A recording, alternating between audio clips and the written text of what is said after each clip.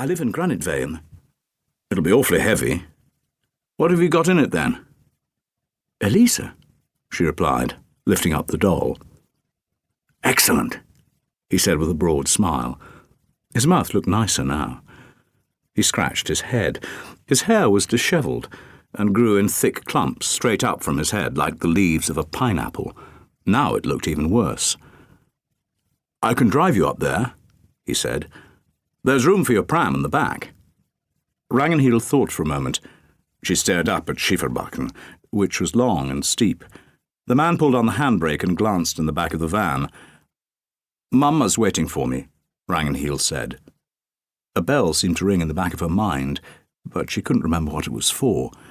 You'll get home sooner if I drive you, he said. That decided it. Ragnhild was a practical little girl.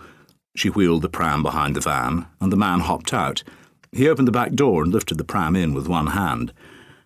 You'll have to sit in back and hold on to the pram. Otherwise it'll roll about, he said, and lifted in Ragnhild too. He shut the back doors, climbed into the driver's seat, and released the brake. Do you go up this hill every day? He looked at her in the mirror. Only when I've been at Marta's house.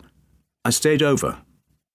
She took a flowered overnight bag from under the doll's blanket and opened it, checking that everything was in place. Her nightgown with a picture of Nala on it, her toothbrush and hairbrush. The van lumbered over another speed bump. The man was still looking at her in the mirror. Have you ever seen a toothbrush like this? Ragnhild said, holding it up for him. It had feet. No, he said. Where did you get it? Papa brought it for me. You don't have one like it? No, but I'll ask for one for Christmas. He was finally over the last bump, and he shifted to second gear. It made an awful grinding noise. The little girl sat on the floor of the van, steadying the pram. A very sweet little girl, he thought, red and cute in her tracksuit, like a ripe little berry. He whistled a tune and felt on top of the world, enthroned behind the wheel in the big van, with a little girl in the back. Really on top of the world. The village lay in the bottom of a valley, at the end of a fjord, at the foot of a mountain. Like a pool in a river where the water was much too still, and everyone knows that only running water is fresh. The village was a stepchild of the municipality, and the roads that led there were indescribably bad. Once in a while a bus deigned to stop by the abandoned dairy and pick up people to take them to town. There were no night buses back to the village. Kollen, the mountain, was a grey, rounded peak, virtually neglected by those who lived there, but eagerly visited by people from far-off places. This was because of the mountain's unusual minerals and its flora, which was exceptionally rare. On calm days, a faint tinkling could be heard from the mountain-top. One might almost believe it was haunted. In fact, the sound was from sheep grazing up there. The ridges around the mountain looked blue and airy through the haze. Konrad Sejer traced the main highway in the road atlas with a fingertip. They were approaching a roundabout.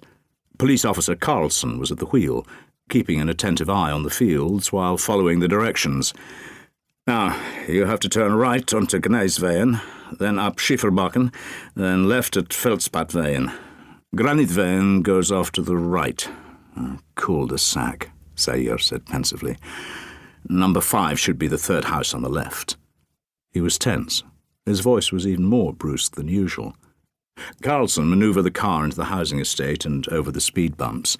As in so many places, the new arrivals had taken up residence in clusters, some distance from the rest of the local community.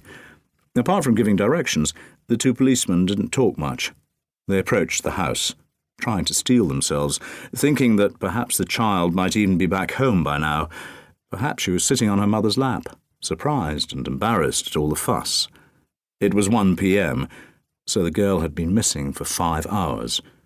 2 would have been within a reasonable margin.